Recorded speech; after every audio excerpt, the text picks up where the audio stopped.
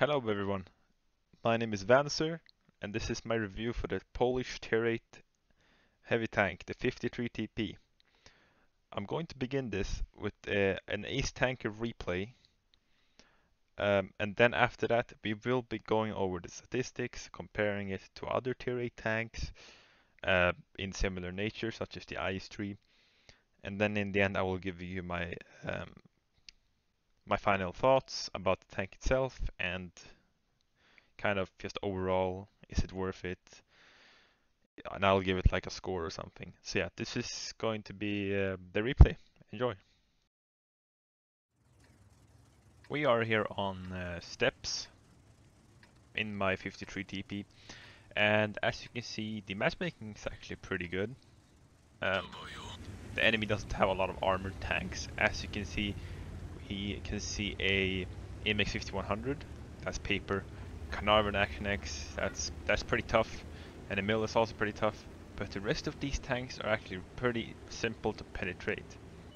And we have a lot of paper TD snipers, 3 light tanks, and on our team we have a bunch of light tanks as well, a lot of snipers, the new Object 274A, we have a Centurion, which is pretty nice, CS53, I6, yeah, the standard stuff. And I'm playing with my two mates, Chigo 99 and Sheb, also known as Potato Mice 22. So yeah, this was a couple of games after I unlocked the top gun on this tank, which is an extremely strong cannon. As you can see, it packs 420 alpha, which is very unusual for a gun of this caliber, and it packs 218 millimeters of penetration. It's not the best penetration, but it's enough to go through most weak spots at tier 8. And you have gold rounds in case you start meeting stuff like VK 100s, you know, defenders and shit. And this uses APCR, as you can see, 420 alpha and 245 pen, which is not very good, but shell velocity is pretty nice at 1,150 meters per second. And the HE rounds are just mad. They're 550 alpha with 61 millimeters of penetration. So yeah, here we took down the Borsig, who pretty much overextended a lot and didn't understand that he was spotted. And something strange I noticed was that our IS-6 is in the middle, kinda just doing his own thing, doing some sort of advanced scouting. But as you can see, he's getting swarmed right now by a Lance and an LT. And here I'm trying to get a good angle, and boom, a pack I've hit right into his upper plate for 400, which is quite a low roll, as this thing has 420 alpha, which is very satisfying. So right now I'm just slowly advancing towards their base. As you can see on the right flank, it's still kind of decisive on that flank if we're losing or winning, but I'd say we have control over the situation. So yeah, we're just advancing towards the base now. And you'll see right now that I'll take a pretty bad shot at the LT, and I tracked him, but because he's a light tank driver, he most likely doesn't have repairs, so he's toast.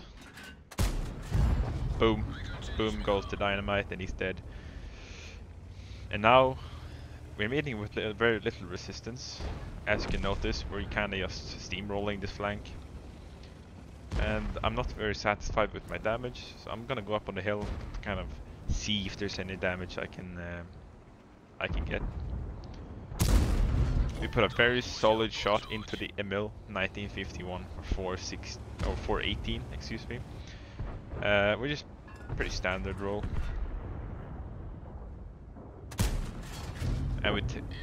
And we take out the SU-130 PM. As you can see, the 420 alpha is just so usable. I think it's a lot better than the 440 you would get on something like the Defender, considering your reload is like 5 seconds faster. So you can actually end up having pretty good DPM. So as you can see, the enemies are kind of playing a little strange. 450, which is an amazing roll. And I'm just trying to avoid getting hit here, which I do. So yeah, the alpha on this tank is just amazing, as I've said multiple times already. But another thing that I really, really adore in this tank is the minus 8 degrees of gun depression. It's very rare for these sort of tanks to have gun depression the way this tank has. So if you look at the Ice 3, it doesn't have very good gun depression. Something like the 110 also has like the minus 5, you know, degrees of gun depression. And as you can see, I really want to take out this HWK, and I was a little slow to react here, but our EU just gets him. So we're up to 3 frags and 2.4k damage, which I would be satisfied with, but I'm not done here. So I'm trying to figure out how I will take out the T-28, considering they have a Scorpion, they have a Lorraine, just sitting in their base, just waiting for me to pop out. So right now I'm just thinking, where's the Lansen? I really want to take out the Lansen. And there he is, he gets spotted, and I try to kind of craft an angle, and boom! And as you can see, we get the fighter medal for destroying 4 or 5 vehicles in one battle. But this battle is far from over. Now, if you're wondering about the armor on this tank, it has a very solid turret, but a very weak hull. You have around 170 millimeters of effective hull armor frontally, but your turret is extremely strong, aside from your cupola, which you can see on the left side from this view. You will be able to be penned from most tier 8 tanks there, but if you manage to hide it, this is an extremely solid hull down tank. As you can see, I'm just tired of this T-28 holding this flank, so I'm just YOLOing him, and I kind of don't understand what he was doing here. Boom. And we have the Warrior, the Top Gun. As you can see, I was really scared here because they haven't held down a mill, but as you can see, our armor is superb. 3 bounces for 1080, which is amazing. And Centurion just pops out, and I take a very bad snapshot. I should have aimed that properly, or just noticed him a little bit earlier. So now I'm just gonna take this YOLO shot, and we have a high caliber medal, and we managed to pen his cupola, which is actually pretty difficult on FV, but we did it anyway. So now I'm down to my last AP shells, then I have to start spamming the APCR shells, which are pretty good. I usually don't spam them, I usually only shoot them when I'm bottom tier, which luckily enough don't really happen that often. So right now I'm just trying to see where my team is doing, and as you can see, it's just 3 snipers left. The Scorpion is in the base, just camping. We have the Judas in mid, and then SU-101 camping in their base. So I'm just kind of trying to figure out where everyone is, because I don't want to overpeak here and start taking a beating from, say, something like in the Emil or Lorraine, because both those are autoloaders and will be able to destroy me very easily if I manage to get tracked. So yeah, basically what I'm doing here is just trying to acquire information about the enemy's locations. I don't know, roughly they're down in like this pit right here, and the Lorraine gets spotted, and he takes a beating from the Judas for 400. So I know, oh, I can just YOLO the Emil or the Centurion because they're both low HP. Stop your advance. He says stop your advance, which I say shut the fuck up, and you can see, boom, and we get a Radley Walter for an 8th kill. This tank's accuracy is actually really solid. While I don't have the exact number, I know it's around 0.35 with my current loadout, which is extremely solid. So right now I'm just thinking, where can he be?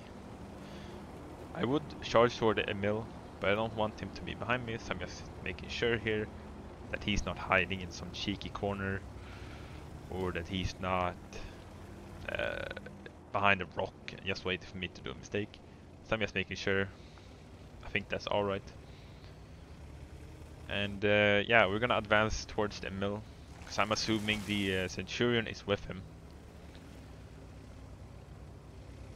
So here we can see the awesome gun depression of this tank. -8, which is superb to a lot of others tier 8 heavy tanks. And he just pops out of nowhere. We finish him off. He's at 279 HP, which is... I would not expect him to survive that. So here we put a beautiful shot into the mill, and we're up to 9 kills. Will I be able to get the 10th kill? Well, let's see. If I do, this will be my first ever Pools medal, which you get for getting 10 kills. It's me versus the Judas. Who will get the last kill? And you can see him in chat. I'm just begging him. Don't steal my kill. Please. And I'm just charging towards him as fast as I can. Judas is setting up on the hill. He's 200 HP. Who's gonna get the kill? And he got the kill. Which is pretty annoying, because he didn't really do that well in the battle compared to me. I did my 5k and 9 kills. So yeah, I'm very happy with this game. I think it was an extremely easy game as well. The enemies did a lot of mistakes. They didn't really do much to counter me being hauled down. They didn't flank me or anything. They just let me kind of stay there and shoot them. So yeah, this was the replay of the battle. Hello. This is the statistics parts of the 53 TP review. So what I've set up here on the awesometanks.gg site is 4 tanks at tier 8, which I think are very similar. So you have the 53 TP, of course. You have the Survival, which is the IS-3, the Premium, which is the 50 TP prototype, and the infamous Object 252U Defender. So all of these are tier 8 heavy tanks, of course. Now the first thing I want to notice or tell you that this thing has very nice DPM. 2000, that's actually pretty good. As you can see, the IS-3 packs 1.8, 50 TP prototype is packing barely 2000, and the 252U is known for not having very good DPM, but it has that 440 alpha and that ridiculous armor profile. And penetration wise, it's pretty average. It has the same as the premium variant, a little bit lower than the Soviet counterparts, 7mm lower. But I think it makes up for it by having a very more consistent gun. As you can see, on the see that alpha damages, 53 TP packs 420, which is surprisingly nice. The IS-3 only packs 390, and the other two packs 440. I prefer the 420 if you consider the reload on this thing, which it has the best reload out of all these, and the 420 damage. It makes for a very consistent and solid rate of fire and alpha damage, and your firepower is it's just really consistent. So if you like consistent firepower, I would really recommend this tank. So it has the usual 122mm, same as all of these. The shell velocity is a little bit wonky at 950, especially considering that the gold runs aren't that good. So if you swap to the gold runs are 1.1k, which isn't the best. So if you take like something like an IS-3, it packs almost 1.3k with its APCR rounds. So that's something I wanted to highlight as well. The ammo capacity is also pretty solid at 34, which is one less than the 50 TP prototype, but it's more than the IS-3 and the Defender. Now the gun handling. The gun handling is surprisingly good. 2.5 aim time. It's pretty mediocre, but it makes up for it by having very nice soft stats. These dispersion values really help the aim time. And we have the IS-3, which is known for having very good soft stats. it has worse and a horrendous aim time. And then we have the 50 DTP prototype, which has pretty bad, and then with the Defender, which has absolutely disgusting 0.42 this on this. This is the accuracy shit. Dispersion values are absolutely disgusting, and as you can see, the accuracy, it's the best. It's 0.36 base, which is pretty good actually, especially considering the fact that a lot of tanks that are considered more accurate packs around 0.32 ish, around 0.3. There you have kind of the good accuracy. So we have the gun depressions. -8 is very nice. As you can see, -5 on the IS-3 and -6 on the Defender, and -10 on the 50 DP prototype. However, I do believe that this is only the case when it's aiming over the sides. I'm not 100% sure, but yeah. Then we come to the mobility. As you can see, it's also very good here. It's looking very good. As you can see, top speed, it has the best. Reverse speed, it has the best. Engine power, it has the best. It's just an extremely solid um, tank when it comes to mobility. It's not gonna have the best power to weight compared to the others, but it's still like up there at 14. And terrain resistances are really nice. It's pretty weird that they have the identical terrain resistances as the IS-3. But yeah, here we are. Effective traverses, yeah, it's not very good. It's honestly like almost the worst, but it's not really something you're going to notice. Now to the armor and health. This thing on paper has the worst armor, but I want to show you the armor because I'm going to highlight this in the replay you're going to see in a couple of seconds. If you look at the live model, this is a very fucking good tank. As you can see, you have a cupola which is 170-ish, which is pretty. You're gonna get penned by a lot of tier 6 or 7 tanks. Tier 8s and 9s are just gonna flush you with that. But the turret is very solid, as you can see. Uh, the frontal hull armor is nothing to write home about. 170. You have 190 middle here, which is very strange, and it's probably made for people to. It's made so you can bait shots into your lower plate, and because they will think, oh, lower plate, that must mean weak spot, right? Well, not in this case. But if you use the gun depression, which is -8, and kind of angle it upwards, you can see it becomes 213. You can now use your plate against medium tanks, light tanks, or just lower tiers in general. Although your lower plate here becomes a lot weaker, I'm assuming you're kind of hide this part of the tank.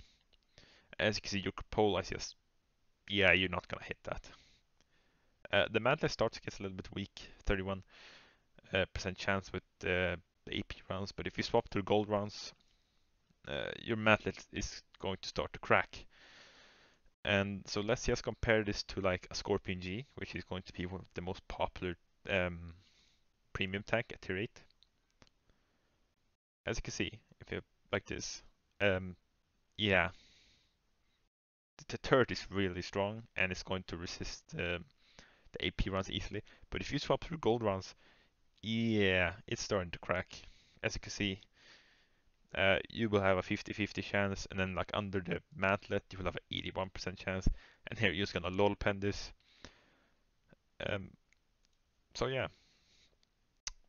And about the side armor, the side armor is a little bit strange because I can't really get it to work. But on paper, it's actually pretty good, as you can see. At this angle, which is a 88 angle, you won't pin this. But when you start to over angle, yeah, it starts to get a little disgusting. And as you can see, like the rear is, yeah, you can overmatch this part. It's 50 millimeters here. So, for example, a light tank like the EBR 10, no, EBR 75 can pack its HE rounds and just pen your rear very easily. Rest of the tanks is pretty safe from that though. So if you go back, I think the armor is very nice, and I think it's very. I think it doesn't really. You can't really. You won't really get to know the armor just from on paper. You have to look at the 3D models. Because, for an example, on the ice tree, if you go to the tech tree, the ice tree, it says it has like awesome turret armor, but it has this disgusting overmatched spot right here. 20 millimeters thick, so you can overmatch it with like pretty much any gun at tier 8 is going to overmatch it. And this is going to cause it to kind of not work that well. I've noticed tall tanks like the Löwe will meme on this tank a lot. So if you just take the Löwe for example and just at the angle, the Löwe is a tall tank, right? So at the angle you will engage it in perpendicular like this, you can just easily overmatch this. So I think this tank actually has better armor than like the IS-3 and maybe not the 50 TP prototype, and of course not the Defender. But I think it's still very usable considering you have a nice gun depression, your turret is very solid, and because of your dispersion values, you can actually snapshot. And the HP is, yeah, it's a little wonky. It's 1450 compared to all the others, which has 1500. And I suppose you can kind of say that it's somewhat of a heavyweight medium almost. It's kind of the impression I've gotten is that it's a fat medium. Just due to the hull armor being very bad and the health not being as good as the others. Ammo rack, HP doesn't really matter. These module health doesn't really matter in my opinion. And then we have shit like stationary camo, doesn't really matter. Fire chance 15, which is not as high as the prototype. Shell costs, it has to, it's in the middle. The 50 TP prototype has 800 for 440. The Defender has 440 for 1000. So yeah, it's not gonna be ideal for grinding credits. But I don't think anyone will play this for the credit parts. I just think this is a very fun tank to play. So yeah, so now the statistic part is done. These are going to be my closing thoughts on the 53 TP. I think it's an overall very good tier 8 tier 8 tank rather. Uh, it's not worth skipping at all. When it comes to modules, the stock grind is pretty alright. I'm going to show you. So the stock turret looks extremely ugly, and if you look at the live model, it's not that horrible. It's way better than I thought it would be. 200mm on the mantlet, but the cupola is 135. Then again, if you can hide it, you know, it can be pretty okay when you're top tier. So yeah, do I think this tank is very nice? I think it's a very good tank actually. I think it's one of the better tier 8 tanks in the tech tree right now. If you would give it like a rating or like a score, I would give it a solid 8 out of 10. It definitely outshines the tanks that came before it, such as the 45 TP. Let's see more like yeah, like the 40 TP, the 25 TP. You know, these tanks that aren't really that good in today's meta. But I think tier for tier, I think the tier 8 is excellent. I would not recommend skipping this one. So yeah, I think the Polish line overall is a very rewarding line in the end. It kind of rewards you for the pain you endure during the lower tiers. And the stock grind for this is really, it's not very good. I believe you have to grind around 60,000 XP in guns to get to the top gun. And I would say try to not do it, because the 105 on this thing, while it might look okay on paper, it's terrible. Mainly due to the shell velocity being absolute garbage. 780 meters per second, and then if you load the gold, you'll have 930, which is garbage. It's garbage for APCR. I think it's one of the worst APCRs in the game. So if you just arm, the 122, your shell velocity is just fucking flushes the 105 down the toilet. So yeah, 8 out of 10. Extremely good tank. Very good tank. One of the better tier 8s. So yeah, that was my review of the 53 TP. Leave your thoughts in the comments. Have you played this tank? Do you like it? And that's me. This is Vancer signing out.